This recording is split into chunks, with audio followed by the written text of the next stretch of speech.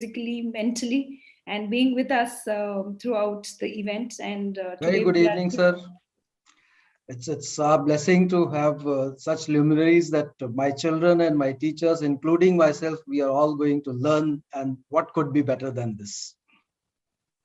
So thank you, Priya, for giving us this opportunity, and Srinivasan, sir. We also have Ravi Sendil Kumar, who is the Executive President of Sansad Ratna Awards Committee.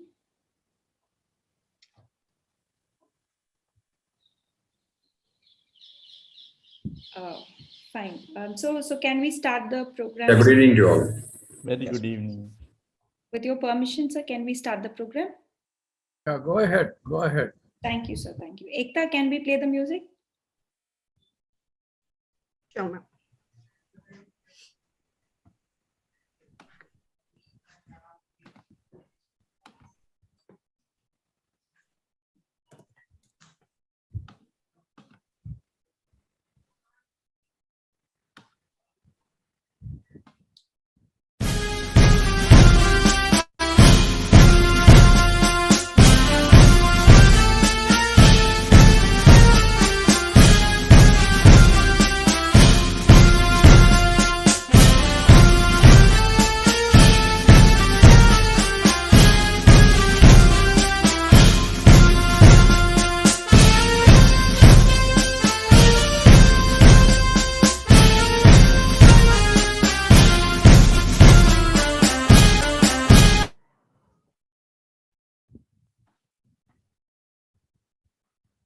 Good evening, ladies and gentlemen, respected guests who have joined us today, and our audience who are watching us live.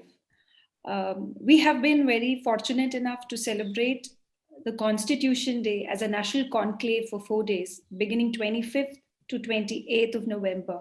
And here we are on the 28th of November, on the last and the final closing ceremony. As you say, you start with a good spirit, you end with a better spirit. So today we have with us two legendary bureaucrats of their own time who have been celebrated then till now for the way they have conducted themselves and have contributed for the nation building. So may I welcome B.S. Raghavan sir and T S Krishnamurthy sir for being with us today on this event, on the closing ceremony of this national conclave. So may I request Principal of Ahlcon International School, Shri Sanjay Yadav, to deliver the welcome address.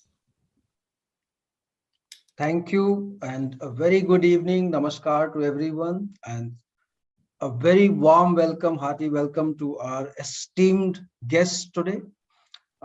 We at Ahlcon School, the students, the teachers, myself, and our director, Dr. Ashok Pandey, we take great pride in associating with Sansad Ratna Award Committee and Prime Point Foundation because it is our children, as they have titled one of their programs to be Next Gen Leader.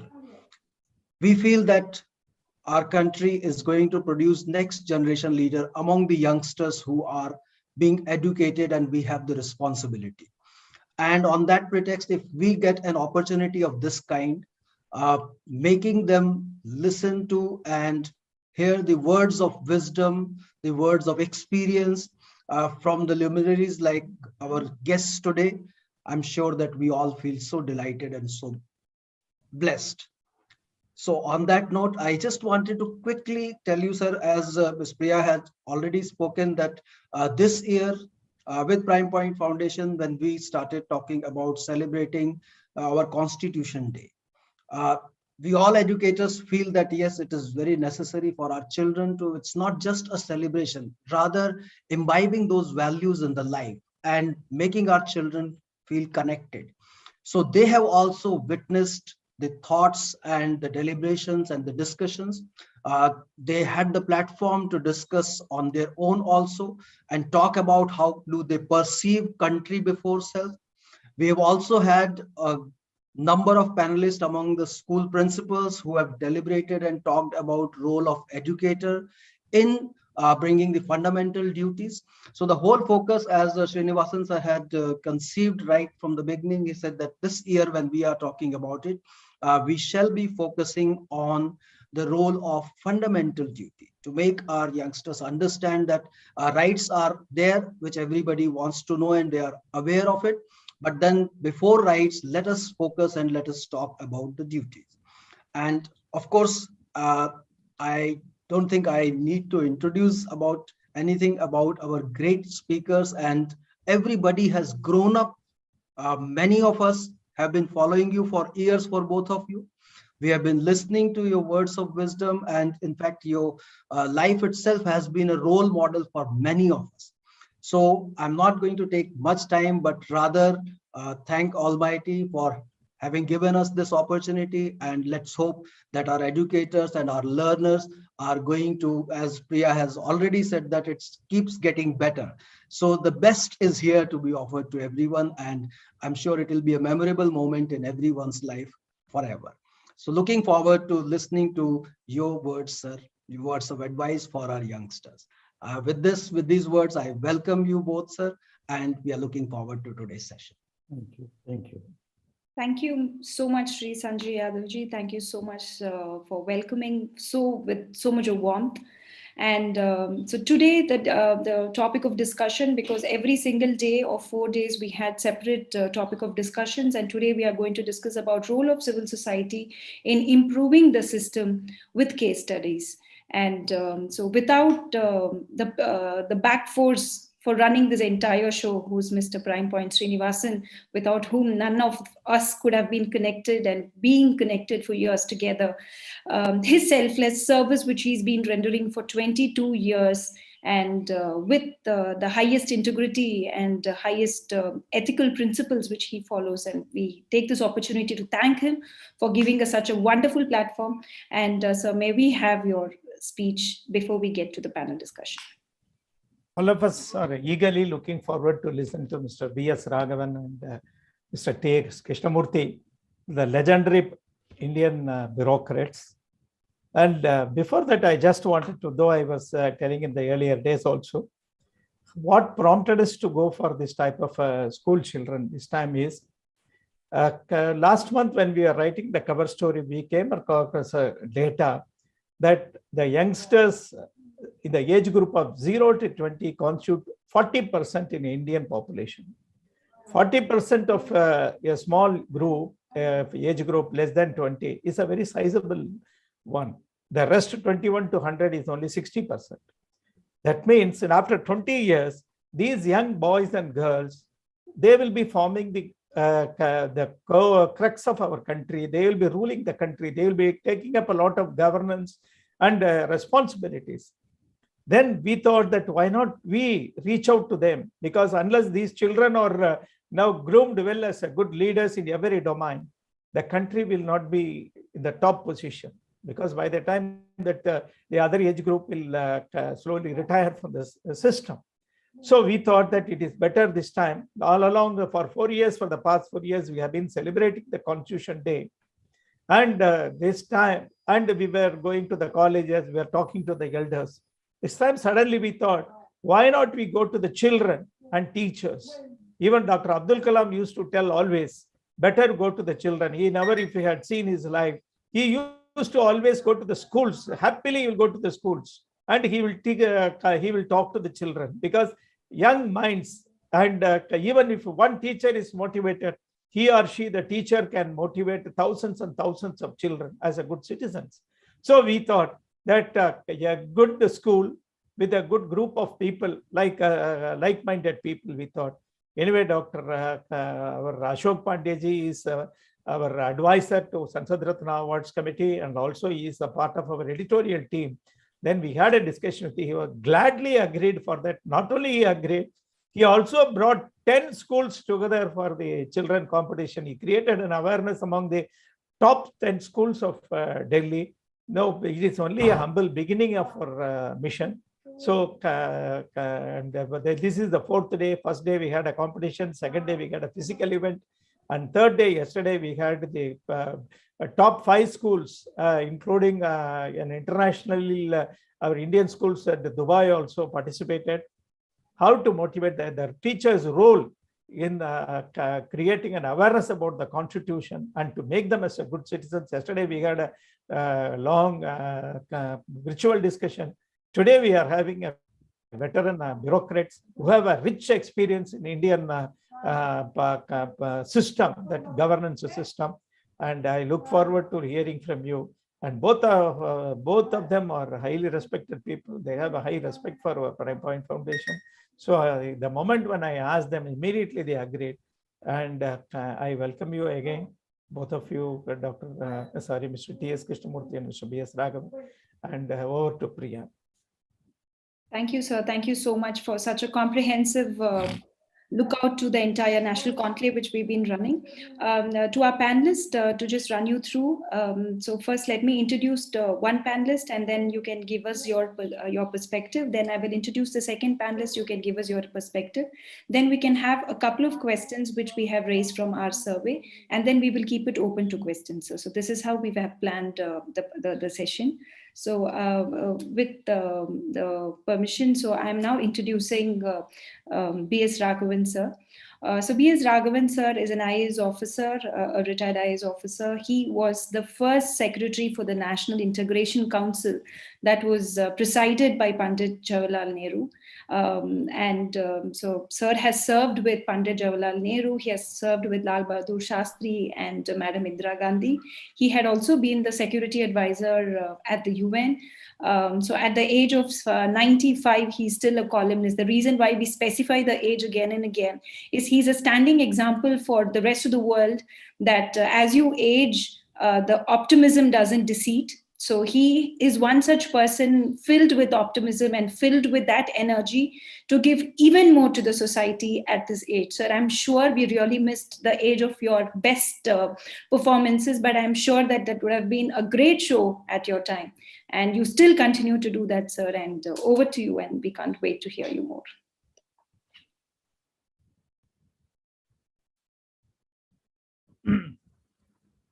Am I audible? Yes, sir. Clearly? Yes, sir. I cannot describe the great joy I feel in being part of today's celebration. I want to pay my tribute at the very outset for the great and monumental work that Prime Point Srinivasan has been doing for nearly quarter of a century to raise the quality of public life, the quality of public discourse in this country, and creating an awareness amongst the representatives of the people how they should play their role by setting up this very inventive award, Sansad Ratna, which, as Priyadharshni mentioned, has been awarded without any single blemish so far, without inviting any single adverse comment, because of the professional, intellectual, personal integrity of the people concerned. I am very happy that a person like Priyadharshni is the president of the Sansad Ratna Awards Committee. Sanjay mentioned a point to which I want to make an amendment. He said, we are going to be the future generation of leaders. No, the future generation of leaders are already here. Sanjay is one, Ashok is one, Priyadharshini is one. The children are there. Therefore, we need not wait for the future generation of leaders. They are already in position. Now, it is because of the service that people like Sanjay, Ashok, and others are putting in that this country is going to become great. I have great faith that they will contribute to the fame, name, and glory and greatness of this country. Now, we must find out what precisely. Now, the other point I want to mention is that maybe amongst the people who are here today, maybe with the exception of Shri T S Krishnamurthy, I am the only one to have listened to the midnight address of Pandit Jawaharlal Nehru on the day India gained independence. We, long years ago, we had a tryst with destiny. That's how he began. When the whole world is asleep, India will awake to life and freedom. That address was, for us, we were young at that time, most inspiring. And today, while reciting it, I feel the thrill of it. The second point I wish to make is I consider it a great honor to be here along with Mr. T S Krishnamurthy. I want you to know, I want you really to know that he is the pride of this nation. You know, the elections that we conduct every year, every 5 years to parliament and so on, I call them the eighth wonder of the world. Just consider the scale and magnitude. Nearly 900 million voters, nearly 80,000, 90,000 polling booths, mobilizing election personnel, about 5 each for each of the polling booths, security personnel, and completing it without a single complaint, the counting, the balloting, everything going on smoothly. And consider the placement of the polling booths. Some are at the height of 14,000 feet. Some are in a valley. And conducting all this with so much finesse and success, it is nothing, no other country will be able to do it. You give it to the most technologically advanced country like the United States, they will make a mess of it. And people like T S Krishnamurthy, he has been in charge of the eighth wonder of the world, nothing less. I want the children to know, but we most of the time, we do not realize the magnitude, the greatness of the work we do. I call people like T S Krishnamurthy, Priyadharshni, the young lawyer. They are all, I use the word, please don't mistake me, they are like lizards. Now, lizards walk upside down on the ceiling without knowing that they are performing a miracle. They are defying the law of gravity. So the same way, many of our leaders like T S Krishnamurthy perform miracles without knowing that they are performing miracles. I want the children to know, I want all of you to know that we are daily performing miracles in this country. Now, role of the civil society. Any entity can play a role only if the entity is aware, has knowledge has awareness, has sensitivity as to what kind of a responsibility and role it should play. What is the civil society? The civil society is nothing but we the people. The Constitution Day is to celebrate the enactment and giving to themselves a constitution by we the people. So the entire we the people constitute the civil society. But do they have the knowledge? Do they have the awareness? Do they know? Are they taken into confidence? We will have to make sure that if the civil society has to play a role, it should be aware. Now, take a thing like financial affairs, defense affairs, foreign policy. Now, the civil society, why the civil society? Even the educated people are unaware. They are strangers to how these decisions are made. If I ask a member of parliament as to what SAM stands for, what ICBM stands for, he won't know. If I ask an educated person what Vanuatu is, what Kiribati is, where Lesotho is, he wouldn't know.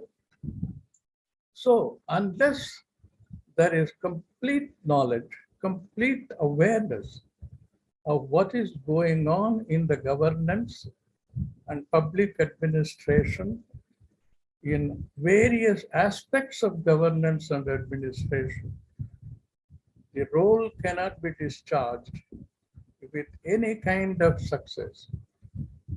Therefore, our first duty, the duty of persons like Prime Point Srinivasan, is to concentrate on the education and public awareness of we the people. Hitherto, we have been concentrating on the representatives of the people. But we must now go down to the original makers of the Constitution, namely we the people. Therefore, I think there should be some way that Prime Point Srinivasan, Ashok, Sanjay, and others must sit down, Priyadharshni should sit down and find out how we the people can be brought into play in a full measure with all the amplitude of their powers, of their awareness, of their strength, of their numbers. I think this is very, very important for success of the system. The system cannot be improved without knowledge. The system cannot be improved without sensitivity, without empathy, without awareness, without commitment, without involvement. The system cannot be improved. It cannot be just improved by words, by articles, by talks. It can only be improved by an average citizen in Sangli, Kolhapur, Muzaffarpur, Uchilambatti, Udumalpettai to be aware of what his role is. Therefore, I think there should be some way of involving we the people. That's why in Chennai some years ago, we started an organization which of course still exists in name. We called it We the People. So I think the civil society should be interpreted as we the people, and we should focus and concentrate on we the people to make them aware of finance, of defense, of foreign policy, of various aspects of which even the educated people are not aware. Maybe even Priyadharshni will not know.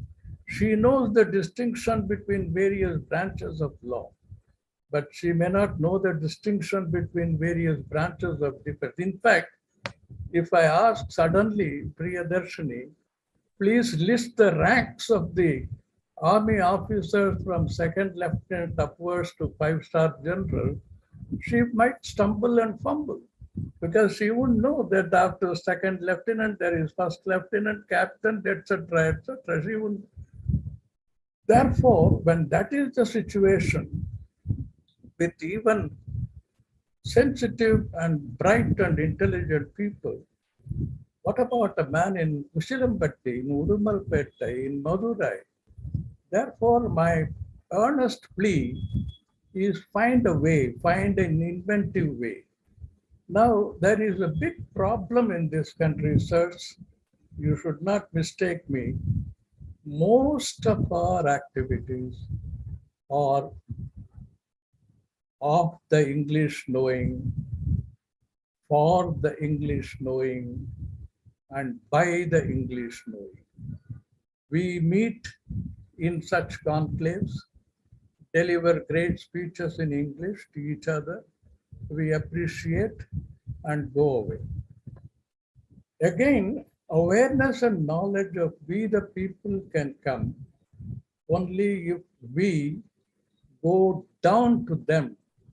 Such meetings must be held in Muzaffarpur, in Bulandshahr, in Digbai, in Guwahati. Unless we go down to the people and they feel that they are part of us and we are part of them, you cannot create the awareness by talking to 20 people who are PhDs and who have come from Yale University and so on.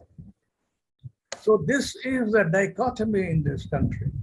How to bridge the gulf between the English knowing and the rural interland. So unless we go down and be part of them, understand them, eat their food, smell their soil, we will not be able to, they will not count us as part of them. We'll always be strangers, wearing pants and bush shirts and suits and safari suits. We'll be strangers to them. Therefore, my plea somehow or the other to people like Priyadharshni Ashok, who are in charge of children, is that how to go down to them so that they feel themselves integrated with us and we feel ourselves integrated with them. Understand them, understand their language, understand their sentiments, understand their sensitivity. I think some way must be found. We cannot conduct business for the English knowing, of the English knowing, by the English knowing forever. Therefore, we must conduct business where we, the people, are fully integrated, are an integral part of our effort. Find out a way how to do that. If you have to learn Hindi, if you have to learn Tamil, learn it. Talk to them in their own language. For instance, when I was in service, when I worked with Jawaharlal Nehru, who was a Cambridge educated man, Lal Bahadur, B.C. Roy and others, with B.C. Roy, I always talked in Bengali. I found when you talk to a person in his own language, your administrative efficiency itself improves. I was the chairman of 4 major technical enterprises, Damodar Valley Corporation, Public Durgapur Projects, Power Development Corporation, etc. I always talk to them, to the workers in their language, in Urdu, in Hindi, in Bengali, in Tamil. I got instant response. Therefore, you must touch the emotions. Emotions play a big role in creating that kind of an awareness, involvement, and commitment. If you want to create an emotion, there are 2 essential conditions. One is the people with whom you deal must feel integrated with what you are doing. I once wrote an article, how to make the janitor feel like the CEO. It is no point that the CEO or the Prime Minister or the Chairman or the Secretary has a vision and a mission. Does that mission and vision percolate to the lift operator, percolate to the last worker, the invisible worker, as I call them. You don't see him, he is there. He is a human being, he is divinely created. He is a divinely created human being. He may be a worker today by accident. You may be a chairman by accident. Therefore, unless we develop that kind of an anger and sensitivity and feel integrated, the role cannot be played by talks in English, by seminars and conclaves in English. Please pardon me. Please pardon me. Because this is what I feel today. Therefore, bridge that big gulf, enormous gulf that exists between the English knowing and the people in Uchilambatti, Bulandshahr, and in Baroda and other places. So go down, sit with them, talk to them. And I think that would be the best way. Now, the second point which I want to mention and conclude, T S Krishnamurthy is the best person. Is our democracy a real democracy? Is our system the real system? We will have to think of that. T S Krishnamurthy has been pleading that the first past the post system is not giving you the real, genuine democracy. The representative nature, a person representing 10 lakhs of people, a member of parliament. How can he represent 10 lakhs of people? How can an MLA represent 3 lakhs of people? In USA and UK, there are 535 representatives in USA represent 300 million people. In the same way, about 600 members of parliament represent 50 crores of people. Whereas we here, each member represents the whole England. How can he? Therefore, that is number one. Number two, do we have a real representative character? If a constituency has 1,000 voters, and if 400 come to vote, and if in the 408 parties get votes 120, 80, 80, 70, etc., the candidate who gets 120 gets elected. Now, what is that kind of a representative capacity? That is why the wonder maker, the miracle maker, Mr. T S Krishnamurthy, has been talking about proportional system of representation, which would be at least slightly better than the first past the post system. Now, the third aspect of first past the post system, a party which gets 20% will get 180 seats. A party which gets 30% or 40% will get 40 seats. What is this? A party that gets more votes gets less seats, and a party that gets less votes gets more seats. And collective decision making. Is there really collective decision making in cabinet? In my time, when Nehru, Lal Bahadur Shastri, Jyoti Basu and others were alive, we could see the ministers, even though they represented a constituency, they were visible all over India.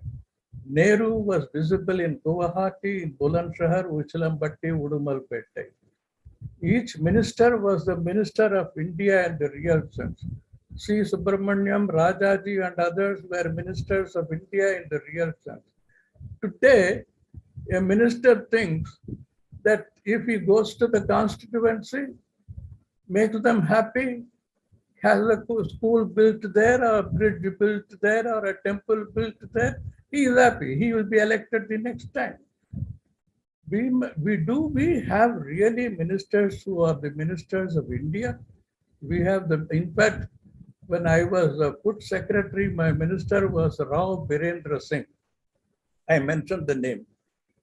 He used to send his tour programs to me. His tour program was like this. Departure Delhi. He represented Gurgaon constituency. Departure Delhi. Arrival Gurgaon. Departure Gurgaon. Arrival Delhi. He was shy of going to Bombay, Bulandshahr, Udumalpete, Buddireddipatti, Gangaikonda Cholapuram. He was shy because another problem with the ministers is if they come to Udumalpete, they only know Hindi, they only know their own language.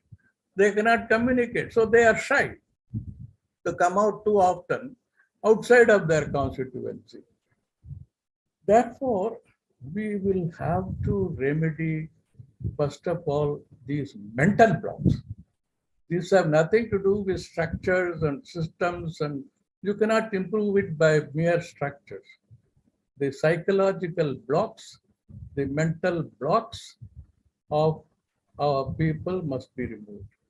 I think the challenge before people like Prime Point, Srinivasan, Priyadharshni, Sanjay, Ashok, the challenge before them is how to bridge this believe me, believe me, believe me, enormous gulf, enormous gulf. First, unless you bridge that enormous gulf, I don't think you can really be successful in improving the system. I don't want to leave you with any negative thought. I don't want to make you think that I am being rather harsh and so on. But do think about it. Do think about it. Develop the sensitivity as to how to go about it in the way that would bring we the people into the picture. We the people, we the people. Thank you.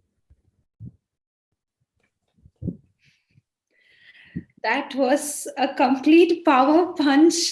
So much of questions and so many things for us to do, sir. And you have always been, personally, when even I had the opportunity to interact with you over a telephone, you have always been telling about creating awareness from the grassroots, like from the grassroots level, go from bottom top, not top down.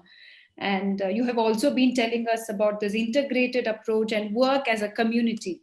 In fact, that's what is the learning which we have taken, and we are trying our level best to work as a community, try reaching to the grassroots level, trying to expand our tentacles with similar-minded people who really want to give back to the society, trying to make it a better place to stay.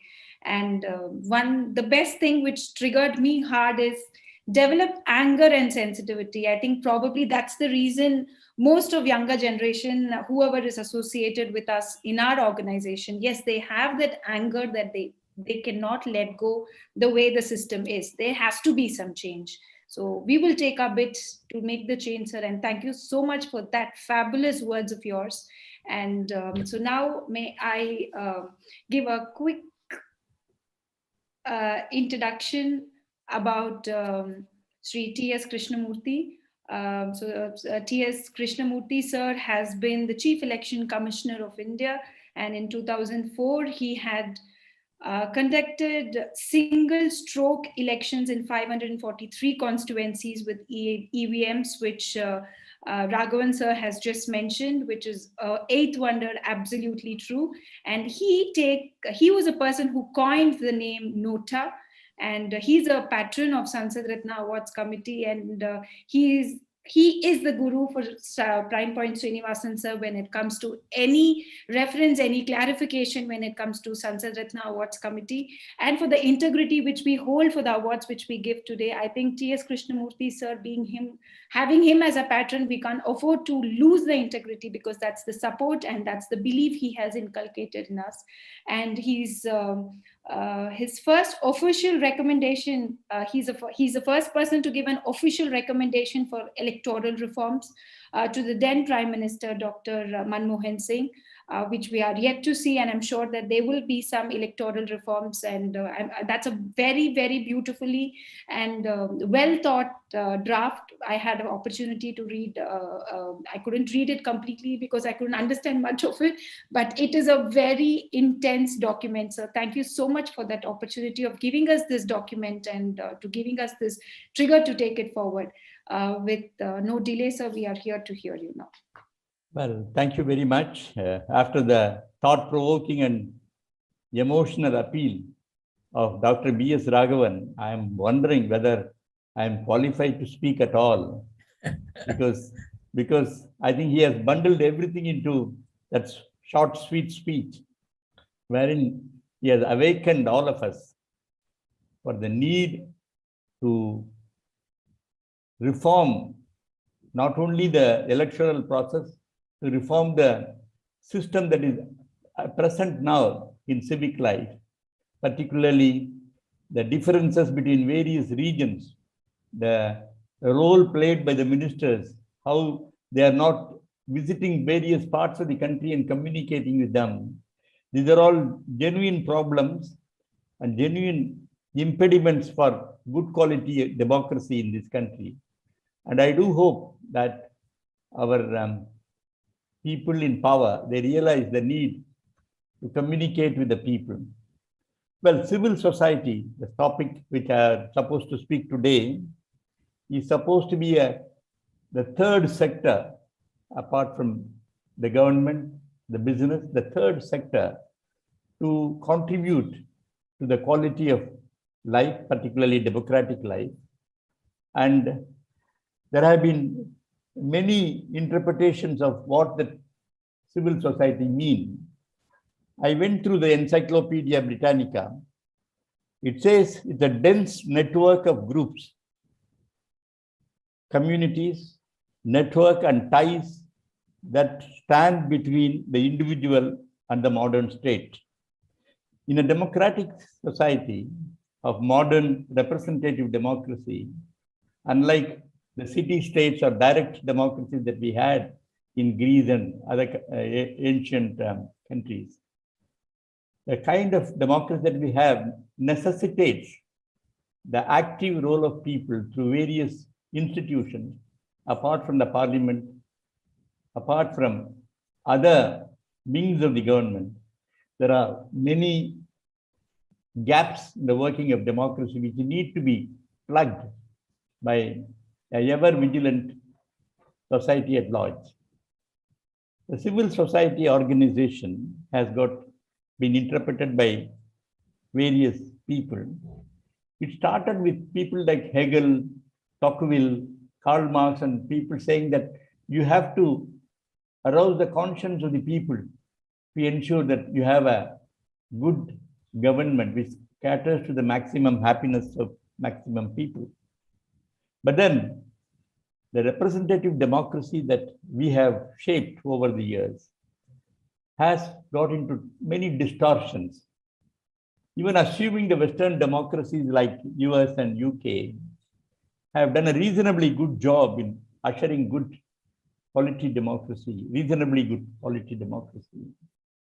The democracies emerging recently or in the last few decades in Asia, Africa, and Latin America have not really performed very well. Many of them, they are democracies in name, in form, but not in substance. How do we meet this challenge? Because if democracy is not functioning properly, I always say it has a suicidal tendency. Democracy will result in a dictatorship. If people are not vigilant, if eternal vigilance is not practiced by people, you will find dictatorial leaders succeeding and find an open threat to democracy itself. It is absolutely necessary that the quality of democracy needs to be periodically refined, retuned, and reshaped to ensure that the democracy is changed or reformed to meet the needs of the time. Now, what are the civil societies that we have? As I said, normally civil societies mean non-governmental organizations and not-for-profit organizations, which are supposed to be the expression of the people's will in public life, to improve the quality of public life. And they are supposed to express the interests and values of their members or others outside the membership based on ethical, cultural, political, scientific, religious, or philosophic considerations. Now, civil societies are of various kinds. Now, people will ask whether they can also be called as civil societies if they do not have, for example, if you have a religious organization or a political organization or a cultural organization or a charitable organization, which of them are really civil societies? Are they the ones who take active interest in public life, or intellectual civil societies where ideas and innovations are brought to the table? Are they the civil societies? So it's a very amorphous, very nebulous expression where we have to give a little more thought whether civil societies of all kinds need to be addressed or only a certain kinds of civil societies should be addressed. In my opinion, all civil societies, all branches of civil societies need to be addressed if you really want to improve the quality of democratic life in any country. So it is not merely, promoting voter awareness or promoting some civic responsibilities and so on. They are civil societies. Because as of now, what we have as civil societies, I won't say all of them, at least many of them, they are what Americans would call it as lobby groups.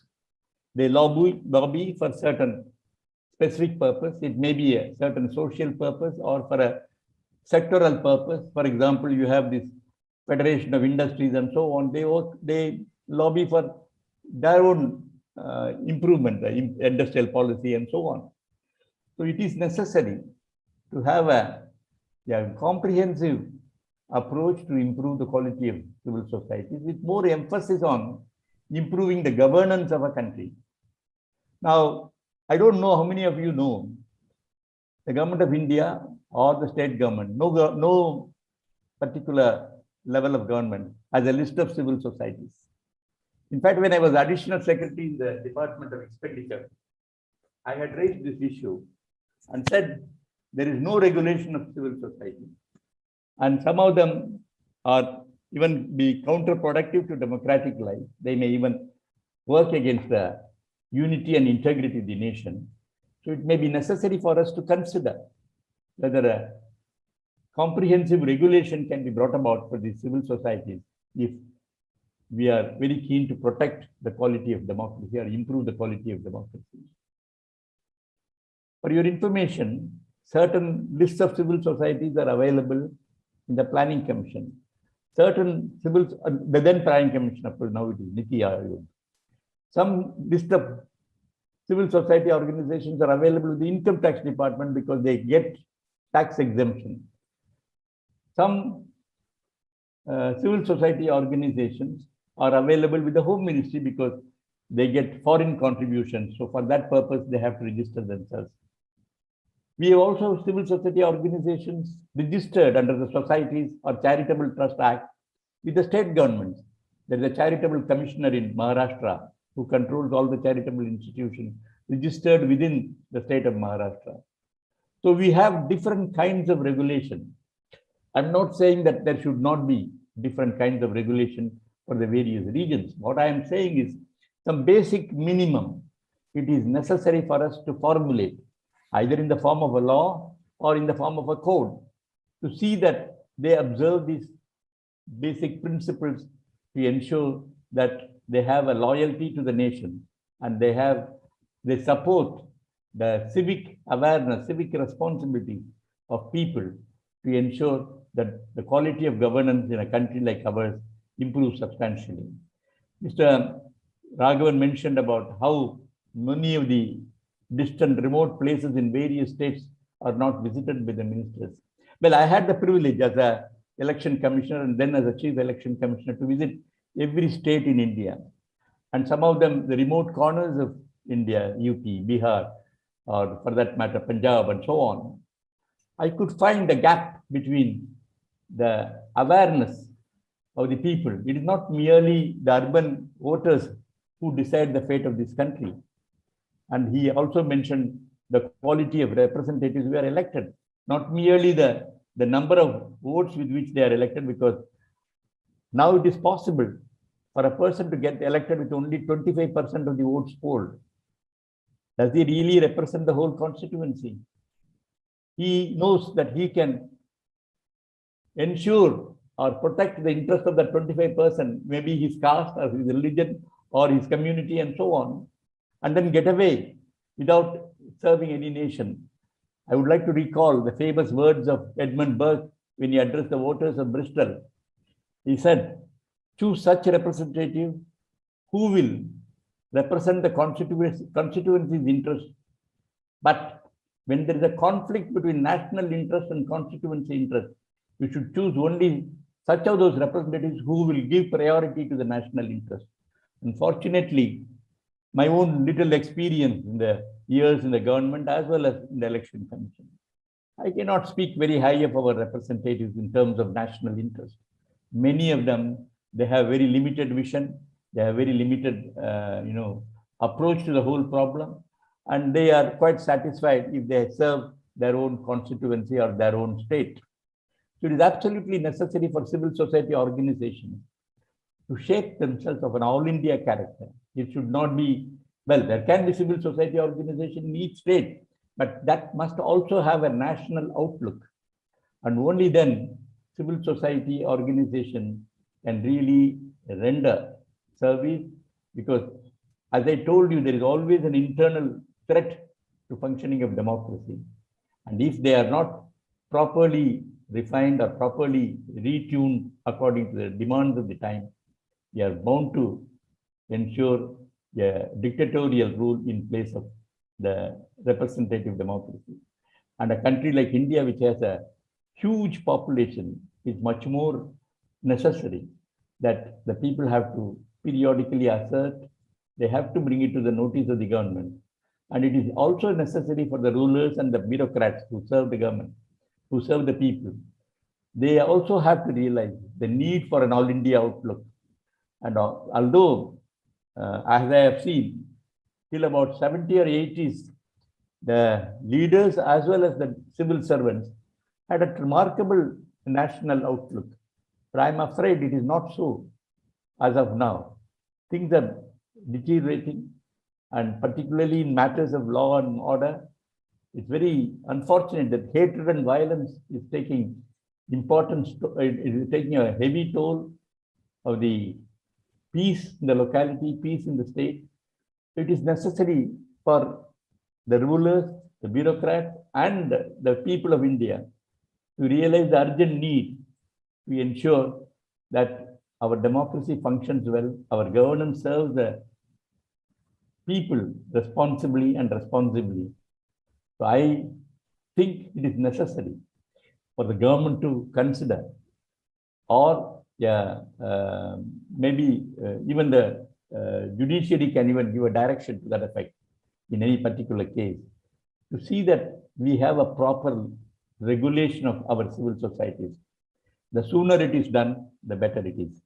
May I say thank you very much for giving me an opportunity.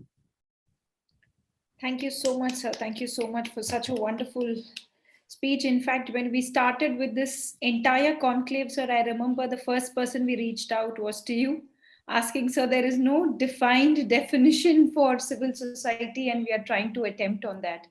And I think very insightful, sir, a lot of interpretation, and it is a wide scope of understanding, and it is important to narrow down on what you want to do.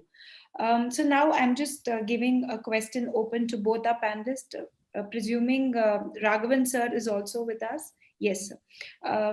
Sir, at your time of administrative positions, so can you just give us a couple of examples of a civil society which had been very effective, and how did it impact on the betterment of the system, sir? So can we go with Raghavan sir first? Well, in my time, state legislatures and parliament themselves played a very effective role. And there were organizations, cultural and public service oriented organizations, which were able to command some attention from parliament and state government.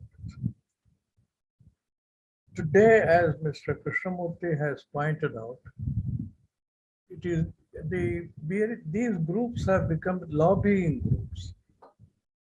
In those days, they were not so many lobbying groups as that, only playing for their own interests. I think the first effort should be to bring an effective grassroots system of people's involvement, people's participation. I think in my time there was greater people's participation as a whole than up to date. I think that is the essential criterion by which I will judge the role of a society, people's participation and people's involvement. And no lobbying, no narrow interest, as Mr. Krishnamurthy emphasized. It must all be for the nation as a whole, for the people as a whole.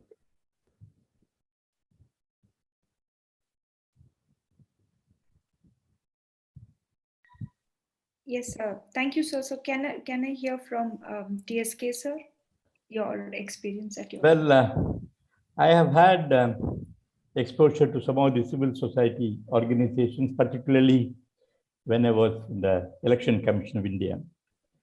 Although in each state there were some election watch groups and so on, there is one institution which functions very effectively even today is the Association for Democratic Reforms. It was started by a few professors of the Indian Institute of Management in Ahmedabad and Bangalore, Mr. Chokkar and Mr. Trilochan Sastri. They used to come and meet me when I was in the Election Commission periodically. I used to support them. And unfortunately, we don't have a system of rewarding these organizations or supporting these organizations.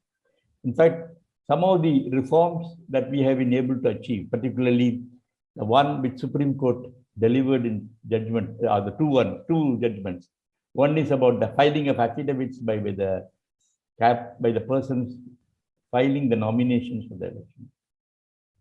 And the other one is about the none of the above option for the voters. These were achieved not by the efforts of the government, but by the effort of the judiciary duly supported by the Election Commission. In fact, when both these issues came to the Supreme Court, the Election Commission joined as a party and gave certain suggestions which were, of course, accepted, except one, the one relating to false information given in the affidavits. I had proposed, in fact, I was the Chief Election Commissioner at the time, I had proposed that if there are apparent mistakes in the affidavit, that person should be disqualified. He should not be allowed to contest the election. But the Supreme Court did not accept this suggestion because they said that the person who is screening the applications or the nomination papers are at a junior level officers, and they may not be able to exercise a judicial approach to these nominations. And so these can be challenged only in a court of law. And neither the Election Commission nor the district election officer can decide about the inaccuracy of the affidavits filed. Similarly, none of the above options, when the association came to me and discussed it and said that they were filing, I said, we will also support, we will file an affidavit saying that we support that. Because we wanted the political parties to realize the need to filter candidates when they put up candidates for election. It is not that this none of the option will automatically change, but at least it will convey a message to the political parties that there are still some people who do not approve of the candidates put up for the election. In fact, we had suggested to the government that if none of the above option percentage is more than 33 1/3% of the votes polled, or if no candidate gets more than 30% or 33 1/3% of votes, such candidates should not be allowed to contest or should not be declared as winners. So it is necessary that such reform proposals brought by civil society organizations need to be supported, and we did support for the Election Commission. But Not all civil society organizations really contribute to the constructive improvement of the governance or improvement of the electoral process. There are many organizations which have been fighting against the election commission. They have been accusing the election commissioners of personal prejudice and so on. Just because you take a particular decision, I have a number of instances, but this is not the time or the forum to speak about it. They will question the integrity or the independence of the election commission. I do agree there have been some aberrations in some decisions taken by the election commission in so many years. In fact, when Mr. Raghavan complimented me and the election conducted, I wanted to mention, in fact, I've got this opportunity. It's a wonderful system. It is not one man's credit. It is about nearly 5 million people who used to take part in conducting the polling stations, in organizing the law and order situation. The credit goes to all of them. In fact, as soon as the election was over in 2004, I wrote a letter to every chief secretary in the state and every chief of the paramilitary organization like Border Security Force and CRPF and so on, thanking them profusely for allowing us to conduct an election without much of a problem. So it's a remarkable, in fact, the credit primarily should go to the first Chief Election Commissioner of India, Mr. Sukumar Sen, who, I don't know how he organized the election. He didn't have any support. We have only about 300 people working in the election commission. But he did a wonderful job. In those days, there used to be a ballot box for each candidate. Now we have an electronic voting machine. But there used to be, for each party or each candidate, there will be a separate ballot box. You have to count them. I think it was more a festival at that time, but over a period of time, it has become a riotous situation of conducting an election. Particularly, I felt so bad when the elections were conducted in West Bengal in 8 phases and so on. It's very unfortunate that the election process has got vitiated, mainly by politicians and partly by some bureaucrats. So it is necessary for us to ensure that these changes and civil societies need to be encouraged. And when I was the Chief Election Commissioner, I said, can we give some grants to some of these civil society organizations to support them? I was told that there is no such scheme as such, and we have to bring a new scheme. In fact, I had recommended supporting the various civil society organizations to promote civic awareness among the people. And I am aware that many activities of the Election Commission in the recent years have been done in support of the civil society organization. But it is not adequate, particularly when I see the riots, hatred, and violence that take place. It is necessary for civil society organization to take more active role in this regard to prevent such untoward incidents, particularly loss of lives and injuries to so many people. These are very disturbing trends in our democracy. May I take leave, Priyadharshni? Yes, sir. If there is something else, if you would want to share with us, sir, we just had one more question. If you're open to answering, sir, now that you would want to share something else, sir? Priya, it is time for him to take some medicines. Yes, sir. Yes, sir. Yes, I understand, sir. Thank you so much for your time, sir. We are overwhelmed with your spirited speech, and it has been a blessing for us to hear you through. And you've given us, again, a lot of homework to work for. We will work, we will get your blessing, we will trouble you again for some ideas. And wishing you all the best, sir. Wishing you a lot more years of healthy life and stable mental, physical. And as the oldest of the lot, all my love and blessings to each one of you. Please bring glory to India. Please contribute to the greatness of India. And I must tell you, sir, that you are inspiring. At this age of 95, I'm not sure whether we'll be there. And even if you are there, whether we'll be able to inspire. I think hats off to you. I think the whole forum needs to applaud your efforts, your active interest, even at this age. And may we God bless wish you. you long life, sir, and healthy life, and you continue to enlighten us, sir. Thank you very much, and all my love and blessings, as I want to keep repeating, bring glory and greatness to this country. You are the leaders already in position, Thank you, sir. Thank Thank you, you sir. so much, sir. Thank you so much. We should surely notice that when Raghavan sir was giving his wonderful speech, there was no one word which was inappropriate to the sentence, nor one statement which did not actually make the actual sense which he wanted to make. As TSK sir said, he is the true inspiration for each one of us who are here, who may not be to his standard, but at least an inspiration for us to keep going further. And so may I request Ashok sir or Sanjay sir, Prime Point Srinivasan sir, Ravi Sendul Kumar, if you have any question for TSK sir with us. If Yes, sir. I can ask a very personal question, because we are in a very serious discussion, so some lighter discussion is also required, I believe. Sir, 2004 elections, that was India Shining campaign, and the whole world thought that the incumbent government will repeat itself. But as it was eighth wonder, you know what happened. What was your sentiment, feeling as an Indian, not as Chief Election Commissioner? Well, I did address a Commonwealth seminar on the subject. First of all, I must say we felt very proud that we could conduct this election without much of an effort. There was not much of violence either. There were a few questions they raised about the working of the electronic voting commissions. And I can tell you that we had taken enormous steps to popularize this electronic voting machine.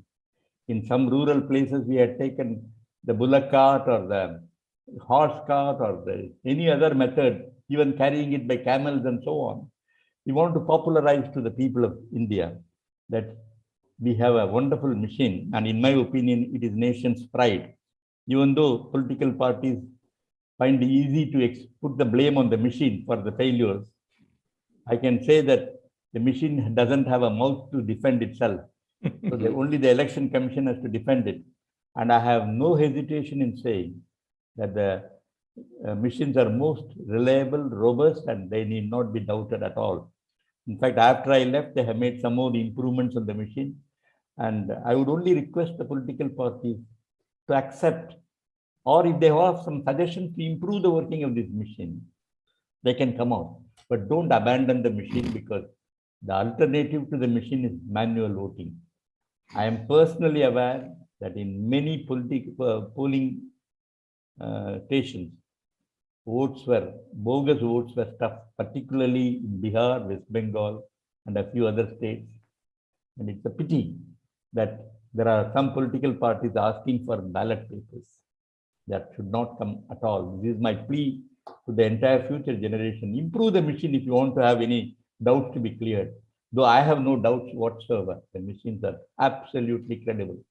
And when I went and addressed the foreign institutions, in fact, when I went to the US to watch the presidential election in 2004, I told them our machines are absolutely reliable. Brazil is using the electronic voting machine. In US, some places they have some electronic voting devices, but in the US, the procedure varies from state to state because each state has its own election commission and they go by their own rules. But on the whole, I had a tremendous feeling of pride about the way the Indian election system has been going on. The credit goes not to one person. It goes to a series of people, ordinary people, the policemen, even the voter, I would say, as well as some of the brilliant election commissioners preceding me, starting with Mr. Sukumar Sen. So many people, Sen Verma, then Mr. Session was supposed to be a terror to the politicians. And many of them had set up remarkable, initiative. They taken initiative to fashion this system. Now everything is provided for. If you have any time, you must go and visit the Election Commission websites, all the manuals, all the guidelines, for example, if somebody wants to form a political party, I used to tell them, look at our website. So all information are available. I have also attempted, we did set up a museum for a short period in Delhi for people to come and see the whole election processes. I wanted it to go to every state. I wanted the school children to come and visit these places, this museum. Even those, I think the pictures, everything, they are available in the Election Commission. Somebody should take the initiative to organize this kind of, educating the people. In Australia, it is there. They invite the school children, particularly high school children, to come and visit, to initiate them into some kind of a civic responsibility and the importance of voting and so on. So I do hope some more changes will come. But my feeling was, in fact, Mr. Pranoy Roy asked me on the date the result was being announced. He said, are you afraid? Are you having some apprehension? I said, no. First of all, I am not contesting the election. And secondly, I have full faith in my electronic voting machine.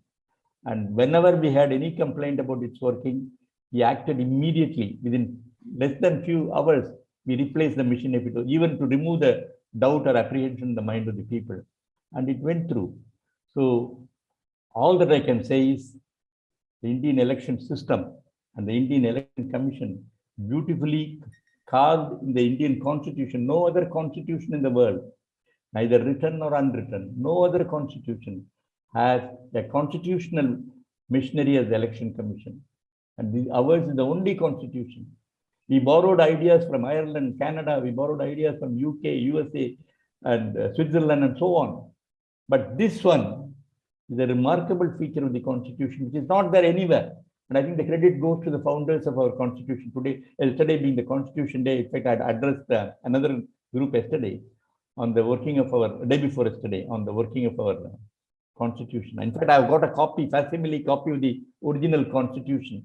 These are available in Delhi. I think they are priced at 1,200 rupees. The signatures of all the constituent members, it started with 380 constituent members, and 90 of them left on partition to Pakistan. Nearly 293 or so, they finally remained, and they signed each one of them, including Rajendra Prasad. And if you have an opportunity, day before yesterday, the president digitized the entire Constituent Assembly deliberations.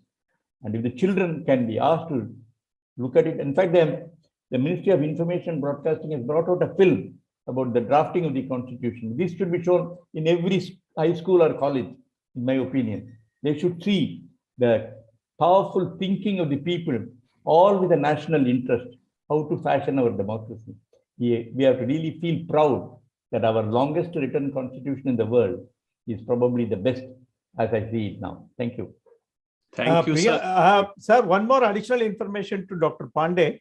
When our Mr. TSK was talking about the EVM machine, more than the election process, the amount of trees that are being cut, lakhs and lakhs of trees. Now, particularly when we are talking about the global warming and climate change, if we are going to cut lakhs and lakhs of trees for the purpose of election every 5 years or even the assembly election, how the climate change also, how can we talk about that? Anyway, electronic voting machine is not only that, it is also contributing on our environment. Over to Priya. Thank you, sir. Thank you so much. May I request Dr. Ashok Pandey to give his closing remarks, please? Priya, never in my life I was put to such unenviable position as today to speak and sum up the two legendaries who have spoken before us. And I'm simply overwhelmed, speechless, and a lot of lump in my throat. Let me clear it one by one and say a few words. Mr. B.S. Raghavan and Mr. T S Krishnamurthy, as I said in the beginning, both of them have been the role models for all of us. And I can give you a little secret that I was born at a time which fell just in between when Mr. Raghavan joined the services and when Mr. Krishnamurthy joined the service. In other words, he joined Mr. Raghavan 5 years before I was born, and Mr. Krishnamurthy joined 5 years after I was born. So you just imagine, this is a little calculation that I have done for myself. And then I thought that before I begin, let me give you BSR, BS Raghavan, brilliant, special, and rare. And T S Krishnamurthy, tranquil, see the tranquility on his face, special and knowledgeable. So special is common in both of them, right? So they are very, very special to both of us. And what they have said today, Srinivasan sir, thank you very much for organizing this 4 days of master class on India's constitution. It began with the children's apprehensions and questions and aspirations, and it has ended today with the master class by these two great speakers. But in the typical Socratic dialogue and Socratic questioning form of teaching methodology, they have given us further questions to answer. What is the real democracy? Who the real people are? What is civil society? What is collective decision making? What kind of leadership we require? I think this is a lesson. And one thing that I want to tell about Mr. Raghavan throughout his speech, it was, inundated with one thing that all of us should be very, very privileged and happy about. He made all of us feel so important and valued. I think that is the quality of a real leader, that in his company, we are feeling that we are so great, whereas actually he is the great one, Mr. Krishnamurthy is the great one. But both of them have made us feel so great. So I think these are the lessons that we have to learn and our younger generation has to learn. In fact, before you close, I thought I must mention my anecdote with Mr. Atal Bihari Vajpayee. Yes, sir. And when I was appointed as Chief Election Commissioner, or Election Commissioner probably, yes, I called on him and I said, do you have any message? I think it's still ringing in my ears. He said, yes, parties may come and go. It is your duty to defend democracy. This is what he said. Oh, yes. And I think this is what every one of us should feel. It is not merely for the Election Commission. It is then on every responsibility of every Indian citizen to defend democracy. Sir, and I think you took his advice literally, sir. You defended democracy and you allowed him to go in 2004. There are some interesting anecdotes about that, but I may not be able to mention it now. But it was mentioned that that he appointed me and I left when the successive government came into power. Yes. So that is the beauty of our democracy, sir, with all the limitations and all the complaints we may have, but we still have a lot of things for the whole world to learn from us. And that is what gives us the optimism.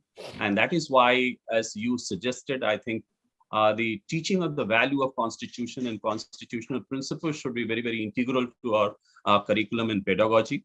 So these 4 days, I was just trying to tell you, sir, that Mr. Srinivasan, sir, Priyadharshni and the Ahlcon Group of Schools, headed by the Principal Sanjay, we started with the children's debate on what they think about the directive principles and fundamental duties.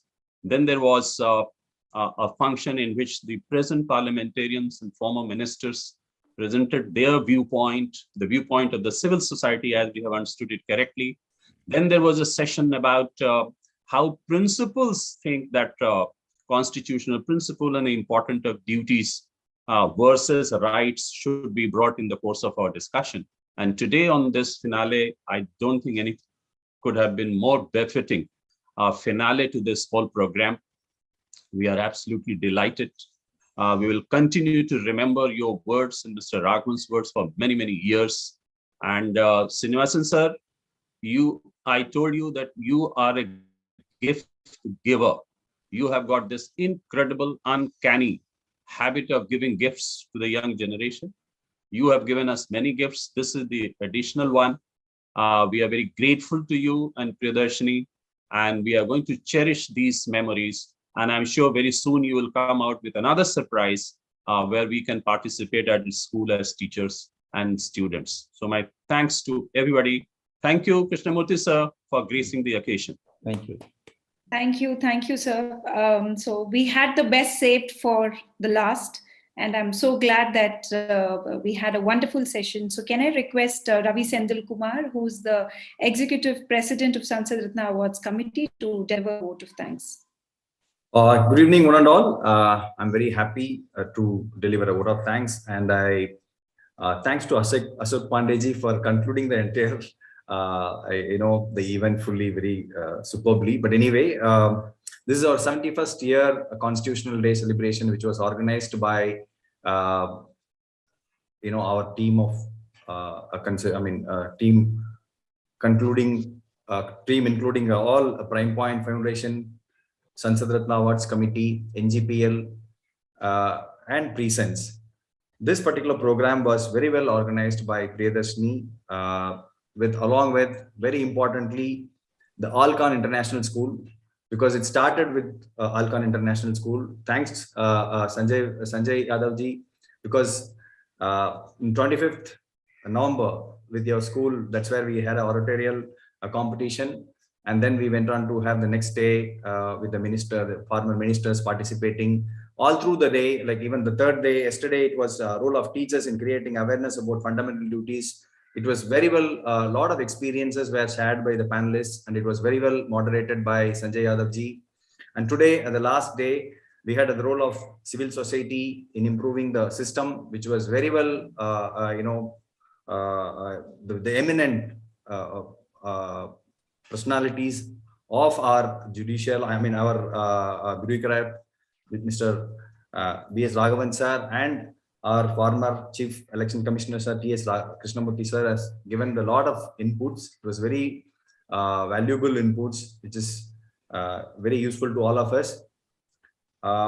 With that, I would like to thank all panelists from the day 2 to day 4. Because without them, it wouldn't have been such a wonderful event. I also thank our media partner, Ashok ji, who has done a wonderful job in connecting to various medias. And last but not the least, Prime Point Srinivasan sir, for driving all of us to conduct such events, even during the pandemic. Even after that, he's been instrumental in having continuous programs like this and making this Constitution Day as a very, very important one, because we need to take forward this message to people only through these kind of events, and this awareness is very, very important. I may not be covering each and every one because of the 4 days event. I may not be naming few of them, but at the end, I thank each and every one, particularly Ahlcon International. Anyway, I have already informed. Thank you, Sanjay. Thank you, Sanjay ji, for all your help, and Priyadharshni for your wonderful organizing of this particular event. Thank you, Ashok Pandey ji, and everyone who had attended today. With that, on behalf of Sansad Ratna Awards Committee, I thank all of you. Thank you so much. Thank you so much. My special thanks to Dr. Ashok Pandey and his team for the wonderful coordination and guidance, support. And some of my team members are here. I wanted them to be acknowledged. Dr. Ekta is here. Sumedha is here. Sunita, ma'am, I can see. Some of them are here. Some Priya, of them are behind. can you just identify and give them the... Yes, sir.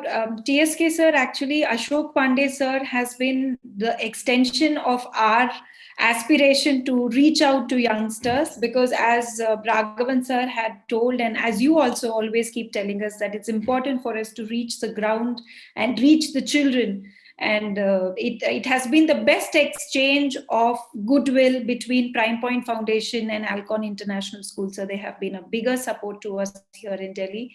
And we believe it's going to be a beginning. And sir, we have officially also started Next Gen Political Leader Students Wing, and where Ahlcon Group of Schools will be the lead for the next gen political leaders, students being in Delhi NCR.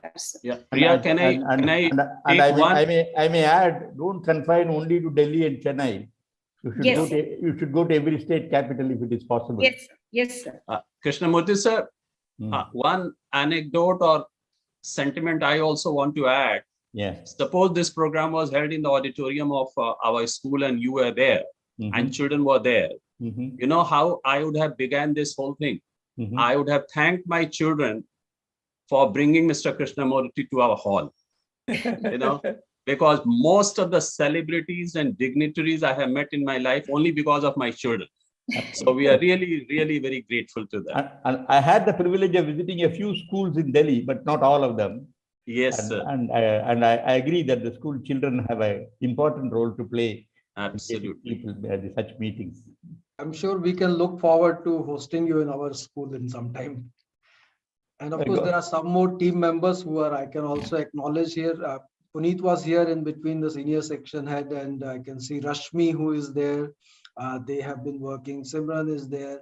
So this whole event planning, of course, be it physical or virtual, a lot of support even from admin team. Priya, in the evening, she herself was there along with them and taking care of everything what was required. And above all, even at this time, Krishnamurthy sir, there were more than 100 students who could take part in physical event, and there were 20 students who took part and expressed their views and ideas. So what they have carried forward is the real learning for everyone. Thank you and best wishes. Thank you so much for your time.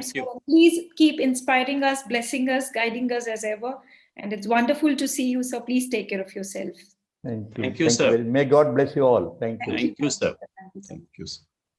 Thanks a lot, Srinivasan sir. Thank you, sir. Thank you. But for you, your dynamism, nothing could have been done. Thank you, sir. Thank you. Thank you, Sanjay. You can stop the line. You can stop the line. We want to thank you for bringing this opportunity to us, and I'm sure we will carry it forward.